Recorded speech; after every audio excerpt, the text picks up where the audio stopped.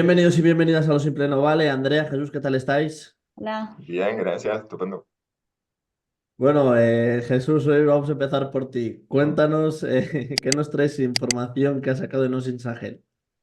Sí, aquí en Osin Sahel hemos cubierto lo que yo lo he llamado, lo he bautizado así, la ofensiva diplomática rusa, porque ha sido notable el esfuerzo en el que hemos visto dos miembros importantes del gobierno ruso de gira por África. El primero ha sido el coronel o coronel general, bueno, tiene un cargo militar. Yevkorov es alguien que viene de la carrera militar, es viceministro de defensa, pero dentro de la cartera de defensa ese es el responsable de los asuntos africanos. Y de hecho, él empezó su gira por Libia. Es un país donde también en Osin Sahel hemos contado cómo allí hubo descarga de material en el puerto de Tobruk y cómo se estaba reorganizando la presencia rusa. Entonces él aterrizó y más era el quinto viaje que hacía a Libia desde agosto de 2023. Allí fue recibido por uno de los hijos de Haftar, que es el mariscal Haftar, es el hombre fuerte del gobierno que controla la mitad oriental del país. Además hay una cosa curiosa, y es que tiene ya a dos hijos colocados, al menos a dos hijos colocados en el aparato militar. O sea, que tiene ahí una pretensión de continuidad. Y luego ya Yevkurov pues hizo la ruta tradicional por los países del Sahel. Claro, era lo habitual, o sea, estaba haciendo lo de siempre, haciendo su gira por los países, pero claro, que detrás venía Sergei Lavrov. Y ahora aquí viene lo importante porque Lavrov no fue a los países, por así decirlo, convencidos, no que hizo un pleno en los países de la Alianza de Estados del Sahel, sino que apareció en Congo-Brazzaville, Ujú. lejos del Sahel, pero resulta, y entonces es la particularidad, de que el presidente de Congo-Brazzaville es además el presidente de un alto comité dentro de la Unión Africana para asuntos libios. Y dice que va a lanzar una conferencia interlibia próximamente para intentar a ver qué pasa con esos dos gobiernos.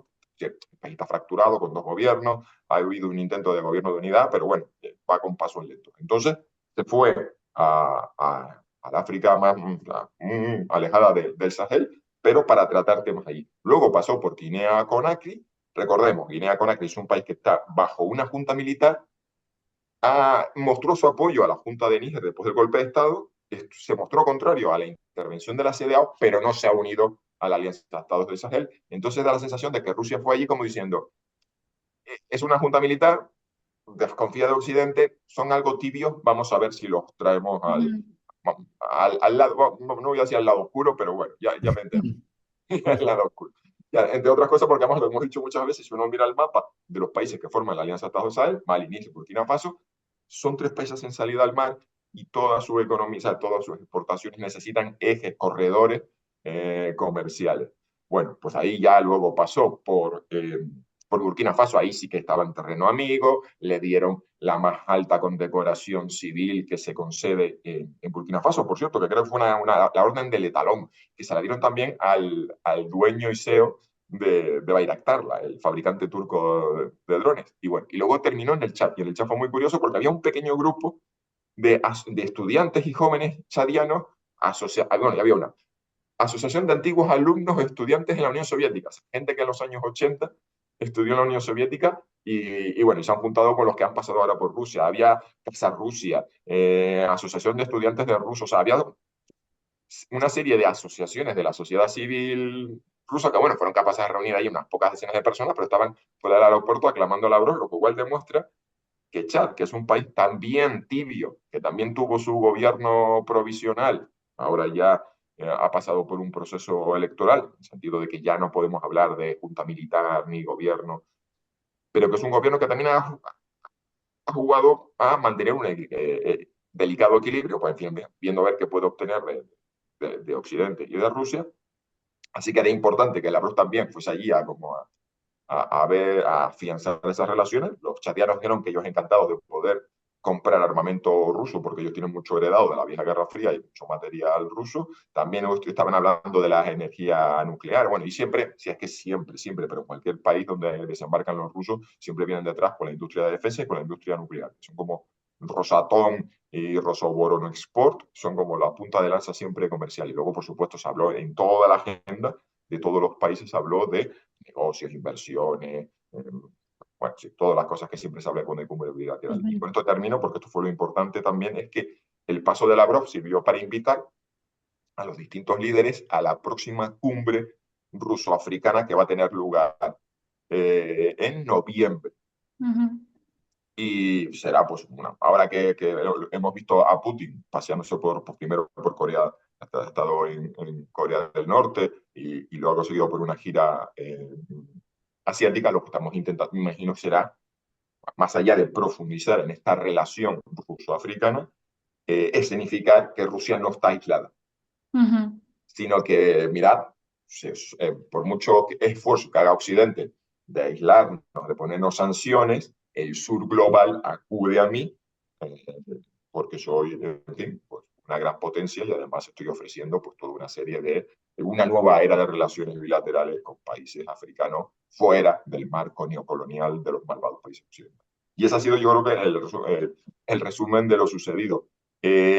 Habrá que ver cuántos negocios, cuántos contratos, cuántas compras, cuántas inversiones sale de esto, porque al fin y al cabo siempre se hacen unas declaraciones estupendísimas.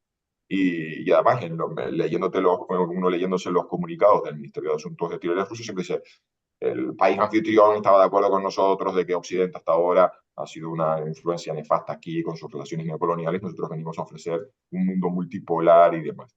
En fin, pues vamos a ver cuánto se concreta. En cualquier caso, significativo porque ha sido la primera visita en algunos casos de algunos países, es decir, Lavrov visitaba por primera vez algunos países y fue en un intervalo de día a día ver ahí los aviones transportando a dos Ujú. y por todo, es decir, un entramado de viajes para allá y para acá que no hemos visto en Occidente. O sea, no ha habido un país que haya echado tanto, haya puesto tanta carne en el asado. Y perdón porque me he comido no sé cuánto, pero es que hay menuda agenda intensa. Hay semanas que no pasa nada y hay semanas que pasa de todo. Sí, no, realmente estas giras diplomáticas han tenido una gran relevancia, sobre todo por lo que comentaba Jesús, que la Alianza de Estados del Sahel necesita mar y se está dando como una delirante carrera entre Rusia y Estados Unidos, cada uno por ofrecerle a la Alianza de Estados del Sahel una salida al mar. Estados Unidos va del lado de Marruecos porque Marruecos va con una política distinta, o sea, no se alinea con Occidente, van con una relación más de cooperación, más de cercanía con la Alianza de Estados del Sahel.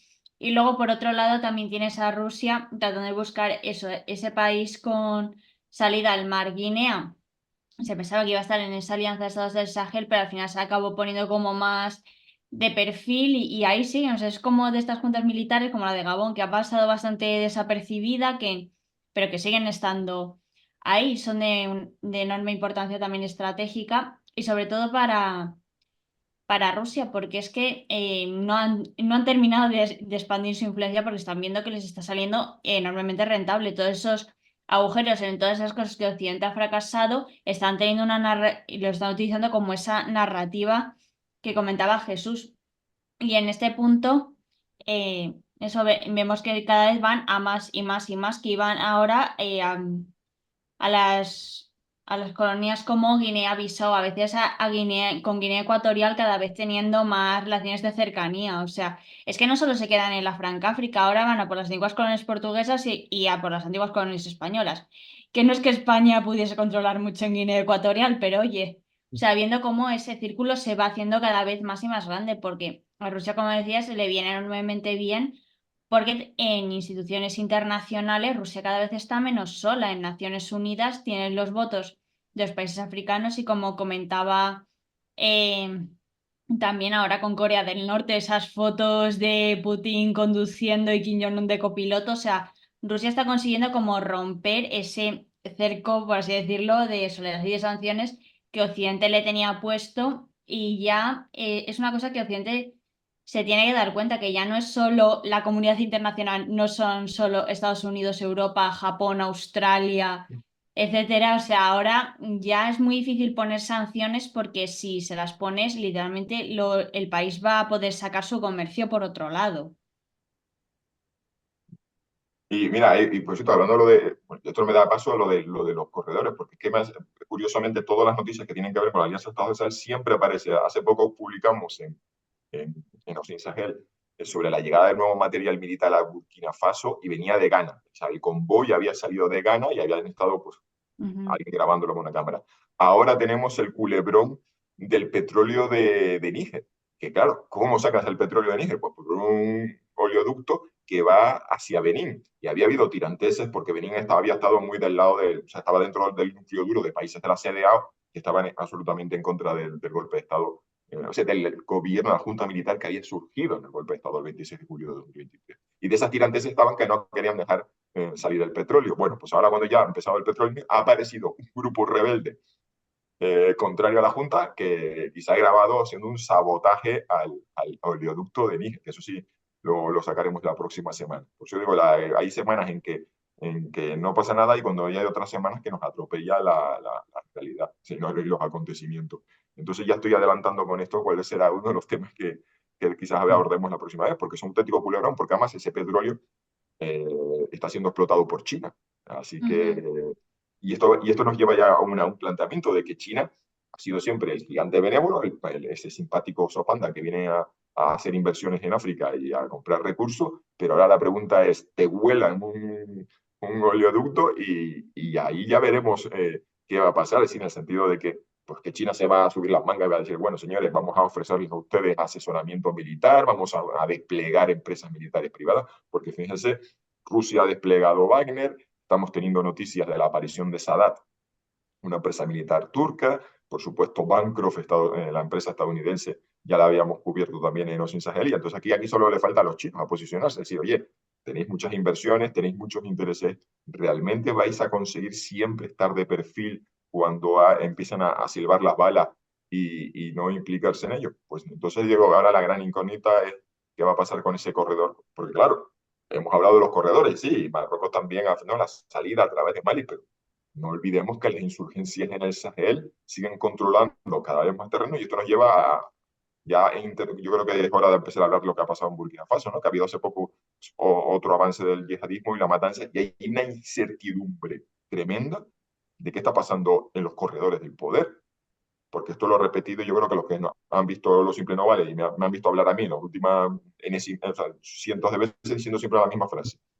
Hemos visto la llegada al poder de juntas militares bajo el pretexto la democracia, este sistema democrático, el sistema político que nos han impuesto los países occidentales, o que nos han presionado siempre y que nos han intentado, siempre nos han presionado a través de la condicionalidad de la deuda, o de la condicionalidad de la ayuda, perdón, de la presión con la deuda, y decir, oye, señor, ustedes tienen que ir hacia un sistema democrático. Pues ese sistema no funciona, no es útil para enfrentar los desafíos que tenemos. Bueno, pues esas juntas militares que han llegado al poder y que encima hemos visto un proceso pues, de persecución de las disidencias, sí, la persecución de los dos partidos opositores, hemos visto restricciones en Mali, hemos visto ahora que se restringían canales de televisión en Burkina Faso, pues tal vez esa mano dura de, venga, hacemos compras militares a China, nos aliamos con Rusia y que aparezcan por aquí contratistas.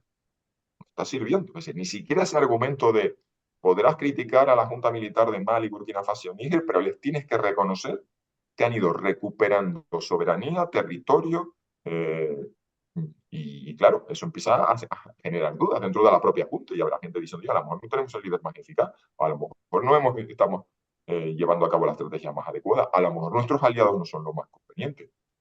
Y eso nos pone en una incertidumbre en Burkina Faso porque el otro día hubo un tiroteo que fue en la televisión, fue en una institución pública y aparecieron varios coches tiroteados y al día siguiente no sabíamos qué había pasado. Creo que fue un intentona golpista, una represión, un sabotaje, ustedes cuentas. Estamos ahora pues en un mar de dudas sobre lo que va a pasar, porque no creo que, bueno, yo ahora mismo estoy esperando acontecimientos sin saber realmente qué está pasando. Sí, no todos estamos esperando acontecimientos porque eso, ves que se mueven cosas en todos estos países del Sahel, porque no solo en Burkina Faso, también en Chad con la explosión que hubo en el depósito de armas, pero eso, esas cosas se quedan como muy en el aire, porque es que como tú dices, está habiendo una represión de medios de comunicación, o sea, eso con cierres de cadenas, o sea, sobre todo francesas, Ya. RFI, TV5, France 24. Todas esas ya los han cerrado en uno u otro país, pero es que además el acceso a periodistas está siendo enormemente complicado, así que es difícil saber realmente lo que está pasando dentro de estos países. O sea, ya los periodistas, o sea, en cuanto hablas con un par que han estado por el terreno, dicen que es complicadísimo acceder y moverse, así que es como complicado saber qué está pasando dentro de esos países, pero eso, la narrativa de mano dura que se estaba siguiendo hasta el momento ya se está viendo que no funciona, que continúan pasando los años y que encima las juntas militares, sobre todo la de Mali, ya ha dicho que se prolonga en el poder otros cuantos años, creo que eran otros 5. Así que se ve que como que estas juntas militares se eternizan en el poder, hay una enorme represión y que además es que el yihadismo no para de aumentar. O sea, ahora se está comentando, hay rumores de que es que el yihadismo está llegando a Nigeria. Dices, vale, ahora tenemos a los yihadistas de Nigeria con los del Sahel. Estupendo. O sea, es que no dejan de conectarse unos con otros, así que no acaba, esto se acaba haciendo cada vez más y más inabarcable. Mira, precisamente tienes detrás tuyo, Andrea, el cartel del encuentro Ujú, periodista África-España que organiza Casa África. Y es que me acuerdo estar hablando con alguien que me decía, uy, en Burkina Faso, uy, salir de la capital complicadísimo. Y ujú, entonces de repente, claro, uno está aquí nosotros hacemos hosting desde esas fuentes abiertas y estamos ahí viendo pues las imágenes, las fotos, las cosas que nos van llegando de todo el país, pero resulta que sobre el terreno, la gente que está allí, occidental, sobre el terreno, dice, no, no, no, no, si es que salir de aquí, de la capital, para hacer nuestro trabajo es complicadísimo y eso pues te hace pensar, decir, espérate, ¿qué panorama de seguridad realmente sobre el terreno tenemos? Si un occidental no se la juega a salir de la capital. Bueno, una de las cosas que habíamos visto en Burkina Faso, que si uno lo piensa es una locura, que fue de las primeras cosas que tratamos en los Sahel, fue que el Programa Mundial de Alimentos para llevar sacos de comida a las localidades de las regiones periféricas tiene contratada a una serie de empresas estadounidenses, o sobre todo una empresa estadounidense, que tiene helicópteros pesados. Es decir, ya es imposible mandar convoyes para poder llevar sacos de comida. La forma más segura es un helicóptero chino o Sinai, helicópteros militares de estos que son con 2 rotores enormes, grandes, pintados evidentemente ya de una empresa civil. O sea, helicópteros de baja del ejército de Estados Unidos para poder llevar eh, la, la, la ayuda. Y dices tú, esto yo creo que no conozco ningún otro territorio. Sí sé que Naciones Unidas utiliza muchas empresas contratistas por helicópteros en países lejanos, por ejemplo en Sudán del Sur, pero que tengas que llevar los sacos de comida en helicóptero porque no hay otra forma de llegar, eso ya nos dice bastante de cómo está la situación. Y por ujú, supuesto, ha ido algún movimiento de algún coronel retirado del servicio, algún detenido por supuesto golpe de Estado, que ya no sabe si son eh, quejas legítimas que han sido reprimidas, si son realmente conspiraciones. En cualquier caso, y con esto termino, lo de que sucedió en Chad es que hubo un polvorín muy cerca del aeropuerto, en las afueras de la capital, que reventó. Varios muertos, decenas de heridos, y claro, ya en las circunstancias actuales, ya no sabe si ha sido un accidente, fortuito, porque ha habido explosiones, los polvorines a veces desafortunadamente estallan. Yo recuerdo 2 casos aquí en España, uno en Cartagena y otro en Cádiz, por cierto, polvorines de la Armada. O sea, estas cosas también es verdad que eran otros tiempos y otras medidas de seguridad. Pasan, estas cosas pasan. Pero claro, pasan en África, en el Sahel, en los momentos actuales y te quedas con la duda de qué ha pasado aquí. Y ujú. así que nos anticipamos a un verano de sorpresa. El golpe de Estado de Níger fue el 26 de julio. No, Bueno, sí, yo desde que estoy aquí no he conocido un verano tranquilo en el Sahel, o sea, siempre ha pasado una cosa u otra. O sea, se suele encontrar como bastante, o sea, el verano suele ser bastante conflictivo en esta región, o sea, suele haber conflictos entre países o propios golpes de Estado. Que ahora mismo eso, la situación está bastante tensa porque aunque sean juntas militares, los ejércitos son muy grandes y no significa que todo el ejército esté totalmente de acuerdo con todo lo que hace la junta. Y sobre todo me acuerdo de la junta de Níger que tardaron un montón en designar, por así decirlo, a un líder. Y ya es que veías en la, en la primera fotografía a varios líderes de diferentes facciones del ejército, así que es, sobre todo las juntas militares no solo tienen que controlar la inestabilidad a la cual se enfrenta el propio país, sino propias inestabilidades internas y corrientes dentro. En la cuestión de Chad no pasa tanto porque es que en teoría se han ganado unas elecciones, o sea, sí, bueno, claro, sí, sí, sí, que no es que digas que es una junta, hemos salido de la situación de junta militar, pero ya es que te quedas como diciendo, bueno, una explosión en un polvorín militar, ¿esto qué significa? ujú, Es muy complicado, sí. la verdad, con todo lo que está ocurriendo. En Burkina Faso, como habéis dicho, la situación está muy delicada. Ujú. Sí, es que es más, hay rumores, o sea, es que todo esto muchas veces eso, Claro. son rumores que se, que se ven, pues que han llegado instructores desde Mali, llegan a Burkina Faso y que una parte importante van a estar cerca del entorno presidencial, o sea, dices, aquí Traoré se está montando su propia guardia pretoria. Y sobre todo, si quieres a Rusia en tu terreno, o sea, ya vemos como por ejemplo casos de Omar al-Bashir o cuando pasaba todo esto de la guerra de Siria, que todo el mundo quería una base militar porque era como una especie de garantía de seguridad de que Rusia iría a intervenir en caso de que tu país peligrase. Pues a eso hay rumores de un traspaso de efectivos militares rusos desde Mali hasta Burkina Faso. Pero eso, o sea, solo rumores, pero ya dan como unas pinceladas de cómo se puede estar viendo la situación dentro, porque, como decimos, es realmente complicado informar del Sahel desde el terreno, porque es que la seguridad existe en la capital, más o menos, o sea, el resto del terreno son controlados por señores de la droga, grupos yihadistas, autoridades locales, o sea, el Estado no existe como tal. Y es que además son extensiones de terreno enormemente grandes en comparación al tamaño de los ejércitos. O sea, es que las fronteras, por ejemplo, es que no hay manera de controlarlas todas. Ni siquiera el G5 Sahel en su momento llegó a poder establecerse en todas las fronteras, porque es que son prácticamente inabarcables. Así que por esas zonas fuera del control del Estado puede pasar todo, se generan dinámicas de jerarquía, de organización paralelas al Estado y que realmente es que puede pasar cualquier cosa y es que hay muchos agujeros de información porque es que es muy complicado acceder a esas zonas. Mira, sí, precisamente hablabas de la situación de Burkina y es que en los últimos meses, claro, o sea, que uno nunca sabe cómo valorar esto porque son rumores de que ha habido intentonas golpistas, malestar entre las filas, ha habido coroneles que los habían cesado y claro, siempre es la duda de lo han cesado porque es ineficaz, porque es ineficiente, porque no ha cumplido sus funciones, porque ha perdido la confianza de su, o porque era alguien que había vocalizado, había verbalizado el malestar de la tropa o de la situación. Que hace poco resulta que hubo unos 3 días fueron que no supimos nada de Ibrahim Traoré, recordemos, ese joven oficial que alcanza el poder en Burkina Faso y que siempre lo veíamos de uniforme de camuflaje, con los guantes tácticos estos, dando una imagen de hombre fuerte cuando se paseó por Rusia vestido así, y hace poco apareció vestido de civil, rodeado por un personal de seguridad también civil, a través pues de lo que sería la ropa tradicional, se veía todavía que tenía en la cadera una pistola y era como que significativo, ¿no? De hombre fuerte militar, pues rodeado, estaba, alguien había geolocalizado el sitio donde se había grabado las imágenes de él entrando y saliendo del coche y eran pues en un campamento a las afueras de la capital. Era como, están pasando cosas, bueno, puede ser casual que el atuendo, pero me fue curioso, ¿no? Como que de esa imagen de soy la cabeza de las Fuerzas Armadas, soy el militar, aquí está pasando algo, porque no se ve rodeado de militares habitualmente, sino que está, bueno, pues absolutamente. Y fíjate tú que hablando de la frontera, vimos cómo ya directamente Wagner y el ejército malinese se había metido en Mauritania. Ujú. Bueno, estamos hablando de países que tienen 1,2 millón, 3, 4, 5 kilómetros cuadrados, comparado con España, que tiene medio millón.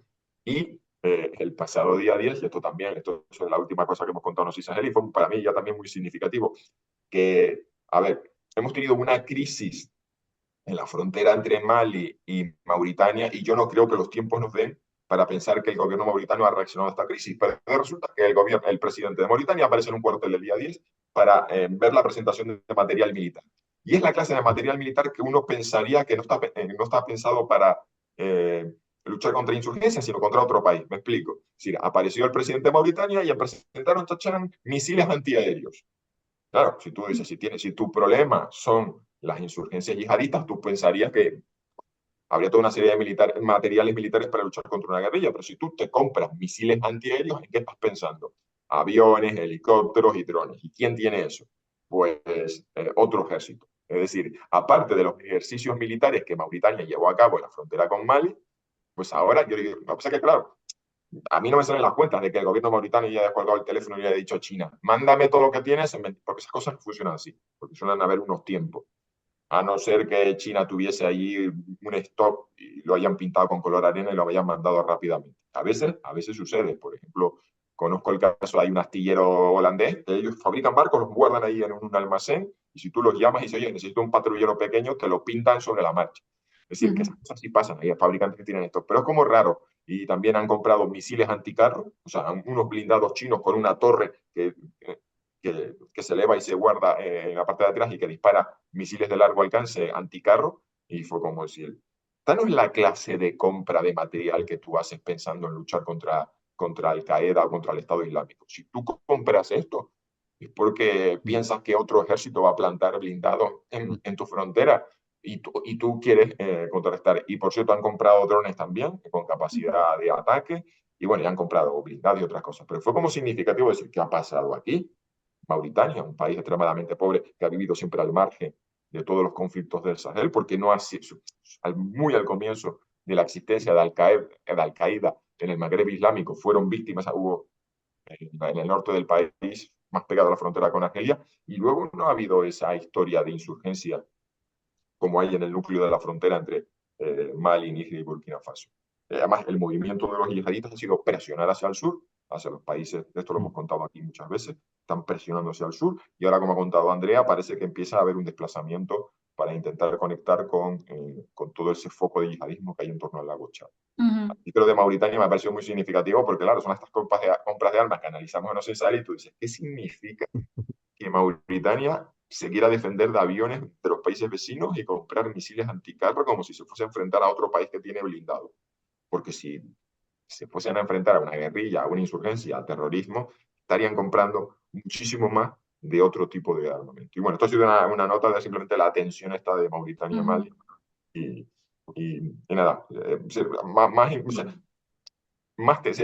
y es bastante complicado la amenaza intraestatal, ver este tipo de tensiones entre estados del Sahel ya es bastante significativo. Sí, es que en esta región, aunque la mayor parte de los conflictos son dentro de los propios países, es que cuando digo que la Alianza de Estados del Sahel ha cambiado como mucho las dinámicas dentro de regiones, no me refiero no solo a crearse una nueva organización, no solo a las tensiones con la propia CDAO, sino que el nivel de militarización que están teniendo estos países, de eso, con compra de armamentos, con que vienen misiles, o sea, no vas a ser el país de al lado y te vas a poner nervioso de que tienes a Mali comprando no solo a Rusia, a Turquía y ¿a quién más eran? A Israel, creo. No me acuerdo. Bueno, a ver, los principales proveedores han sido Rusia, China, Turquía. Luego, los países occidentales lo que han hecho ha sido financiar o donar material. Y ahí ha llegado material francés. Luego, por ejemplo, una de las cosas que han hecho tanto Estados Unidos como Alemania han sido financiar la compra de blindados sudafricanos, porque los sudafricanos tenían una larga historia de insurgencias en los años 80 y desarrollaron muchos vehículos a prueba de mina. Y luego tienes a Qatar y Emiratos Árabes Unidos, que para ganar influencia han donado vehículos fabricados en ambos países. Entonces, por ejemplo, en el caso de Mali, tenías blindados emiratíes y cataríes, y en el caso también de Burkina, también, bueno, estoy siempre confundiendo porque todo esto lo hemos tratado y curiosamente, por ejemplo, hace poco, ¿no? Burkina Faso presentó, o sea, presentó 50 blindados a prueba de minas, o sea, de dos modelos, 50 y 40, si estamos hablando de 90, ese tipo de cantidades en los países africanos no se veían. O sea, normalmente te decían, señores, presentamos una docena de blindados que nos ha donado generosamente Estados Unidos para el G5 Sahel. Aquí está esta generosa donación de 8, 9, 10, 11, pero 90. Y ha dicho el ministro de Defensa burkini, esto es solo uno de los 5 lotes de material militar que hemos encargado y que vamos a recibir a lo largo de este año dentro del plan estratégico que anunciamos en diciembre de 2023. Con lo cual también uno piensa con la extremada pobreza de estos países que ahora ha habido, no solamente tienes la amenaza de insurgencia, sino que tienes un desvío de recursos. Porque esta pequeña carrera, porque al fin y al cabo es material pues, tan avanzado, pero es una pequeña carrera armamentística, pues esto es un drenar recursos que podrían estar evidentemente es agravar la situación, bueno, evidentemente mucho peor, siempre será muchísimo peor el daño de muerte y destrucción que genera la insurgencia, pero los pone a estos países, si encima tienen problemas internos, si encima los pones en una carrera de competencia entre ellos, pues preocupante ya más, porque sobre todo antes había donaciones, o sea, los países de la Unión Europea y Estados Unidos donaban, pero aquí está llegando China, Turquía vendiendo con préstamos hablando a largo plazo, pero aquí estamos hablando de transacciones económicas. Sí, es que si te fijas en la estrategia que están siguiendo los países del Sahel para acabar con el yihadismo es que se basa en una solución militar, o sea, de básicamente entrar con todo, pero es que eso es una solución a corto plazo si lo consigues solventar, porque es que ni siquiera Estados Unidos ha conseguido solo con la fuerza acabar con grupos yihadistas, como mucho moverlos de sitio, pero también es que se da no se acaba con esas causas de fondo que llevan al yihadismo. Y es que además también creas como por así decirlo, un trauma social de violencia que se transmite no solo a la generación que lo ha sufrido, sino a las generaciones siguientes. Así que acaba siendo una solución a corto plazo en la cual, vale, puedes acabar con el grupo yihadista, pero a lo mejor en 10 años los hijos de los que has masacrado te montan otro grupo yihadista. Así que acaba siendo una espiral de violencia ve, que es que nunca acaba. Y como dices tú, es que ese dinero que se gasta en material militar se podría donar a otros recursos, porque es que estos países ya son extremadamente pobres. O sea, si ya no tienen capacidad para llevar los servicios sociales, donde el Estado no llega, otros ocupan su lugar. Ya pueden ser eso, organizaciones de crimen organizado que montan como su propio Estado paralelo, dan servicios a la comunidad a cambio de su cooperación, grupos yihadistas, que lo vimos, por ejemplo, en el Estado Islámico en Siria e Irak. En África también ocurre lo mismo, que acaban formando como una especie de Estado paralelo, montan sus leyes, pero también dan servicios, así que se acaban formando toda esa cuestión. Sí, es que evidentemente una de las cosas que ausentes, a ver, las doctrinas imperantes sobre contrainsurgencia en Occidente, que arrancan, bueno, todo arranca con Estados Unidos, cuando el general Petraeus promovió la creación de o sea, la publicación de un nuevo manual, el FM 324, contrainsurgencia, en el que se hablaba de un enfoque integral, de que había que tener que entender que esto era una lucha por los corazones y las mentes de los ciudadanos. Es decir, cuando uno mira una insurgencia, lo que tiene que pensar no es el control del territorio, porque tú plantas soldados y lo que hacen las guerrillas es moverse, sino que tú lo que estás es luchando por la legitimidad del Estado a ojos de la gente. Que si tú eres capaz de convencer a la mayor parte de la ciudadanía que tú eres el gobierno legítimo, que tú estás respaldado por la ley, por la justicia y por el orden, pues la gente te va a apoyar a ti, no va a apoyar a las guerrillas. Entonces, cuando queremos combatir a las guerrillas, tenemos que entender cuáles son las narrativas que manejan, sí, las causas, sí. Bueno, a veces las narrativas son propaganda y son excusas, pero tienes que entenderlas, cuáles son los agravios que hay de fondo. Eso está ahora, o sea, no la experiencia de Afganistán y la experiencia de Irak nos demuestra que no es un libro mágico y que no es la solución. Pero, bueno, y en el caso de Irak, podemos discutir porque Estados Unidos al menos consiguió arrinconar al Estado Islámico y se pudo ir en el año 2011. En el caso de las actuales juntas militares, es que eso está absolutamente ausente. No es que estamos viendo que el gobierno de Mali ha dicho, la verdad es que la ciudadanía de la región del Arco del Níger pues está muy de disgusto con la corrupción de las autoridades estatales a nivel local. Nosotros tenemos que luchar contra la corrupción, tenemos que mejorar la justicia, tenemos que conseguir que los distintos grupos étnicos no se sientan agraviados por la acción del Estado. Eso está absolutamente ausente. Lo que vemos es, han desembarcado en helicóptero un mercenario de Wagner, han entrado en un pueblo, matanza. No, comunicado oficial. Nuestras tropas han eliminado a decenas de yihadistas. Luego, meses después, sale una investigación. Human Rights Watch ya por lo menos ha publicado un informe hace poco sobre Burkina. Varias matanzas que ha habido ya. En la investigación de Naciones Unidas, fue Naciones Unidas la que hizo sobre la que llevó luego a la expulsión de MINUSMA, cuando dijeron, señores, ha habido una matanza en el norte del país y esto ha sido llevado a cabo por las fuerzas gubernamentales, en colaboración con sus aliados extranjeros, y aquí le hace ruso. O sea, que está documentado por Naciones Unidas, no es, bueno, es una ONG estadounidense que forma parte de la acción exterior estadounidense de Soft Power y están financiados por, no sé, no estamos hablando aquí de una organización. Entonces, absoluta ausencia de estrategia humanitaria, política, social, y por tanto, pues es decir, lo que dijimos al comienzo, son contraproducentes, las acciones de las juntas militares están siendo contraproducentes porque no solamente son ineficaces en la lucha contra el yihadismo, sino que están exacerbando detrás agravios y malestares que tienen que ver pues, con grupos étnicos detrás. En fin, y eso nos pone en la carrera, en el punto, o sea, el primer escalón de, como dice Andrea, pues aquí a una serie de años estos agravios interétnicos y contra el Estado van a estallar, a lo mejor no en forma de yihadismo, pero sí de lucha, y bueno, lo hemos visto en Níger, donde un grupo contrario a la Junta ha volado o ha saboteado el oleoducto.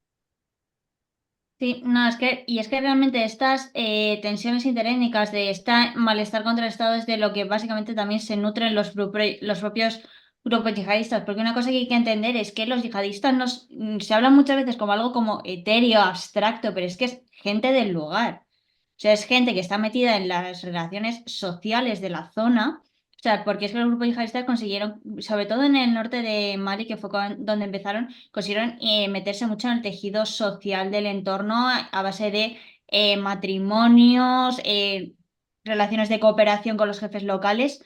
Acabaron metiéndose mucho en el tejido social y es que los yihadistas no son algo que sale de la nada, o sea, es la propia gente de la zona y claro, dicen, vienen estos y masacran a los nuestros. Y claro, de esa narrativa se nutren luego mucho los grupos yihadistas y que de este malestar social es precisamente de lo que se nutren. Y bueno, uno de los libros de referencia sobre el Sahel, tenemos el de Beatriz Mesa, pero también tenemos el de Alex Thurston, hablaba precisamente de esto. O sea, nosotros pensamos que, sí, ¿por qué matan a los yihadistas? Bueno, pues porque son fanáticos de una religión y piensan que todo el mundo debería organizarse, toda la organización política y social de un país debería estar dentro de los márgenes del Islam más conservador y más retrógrado. Pero luego eso se articula sobre el terreno en la sensación de malestar y de agravio.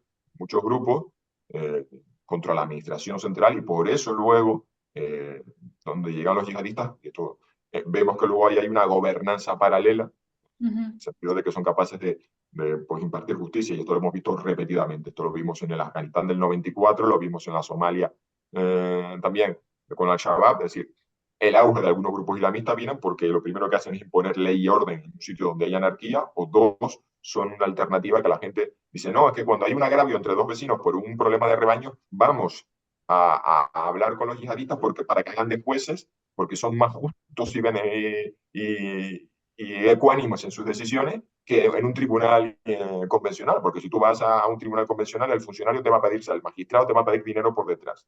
Y hay países donde la gente dice, no, no, si es que yo prefiero, preferimos llamar a los yihadistas y que venga uno aquí, un mulá, alguien que tiene unos serie de estudios, y que por lo menos haga de juez. Entonces, tenemos toda una serie de agravios que no han sido resueltos por los gobiernos y encima, pues, menos margen están teniendo ahora con, o sea, aparte de decir, menos margen o menos capacidad de responder a la ciudad, a la necesidad de los ciudadanos. Con lo cual, los métodos y bueno, tácticas, técnicas, procedimientos y los métodos, las estrategias que están siguiendo, lo que está es la sensación es que, si bien a lo mejor están consiguiendo la paz de los cementerios en alguna zona, están es creando la semilla de las próximas generaciones de conflictos africanos. Por eso yo siempre he sido muy crítico y escéptico con el papel de Rusia y muy crítico de la gente que los está aplaudiendo porque dicen que, bueno, han venido a resolver los problemas, sí, sí, con transferencia de material militar que a lo mejor la Unión Europea nunca hizo, pero están creando las condiciones para la siguiente generación de conflictos. Pues bueno, chicos, espero volver a poder hablar con vosotros otro día y muchísimas gracias por pasaros por el canal. Muchas Ah, pues gracias. encantado. Pues lo dicho, un abrazo y nos vemos. Hasta pronto.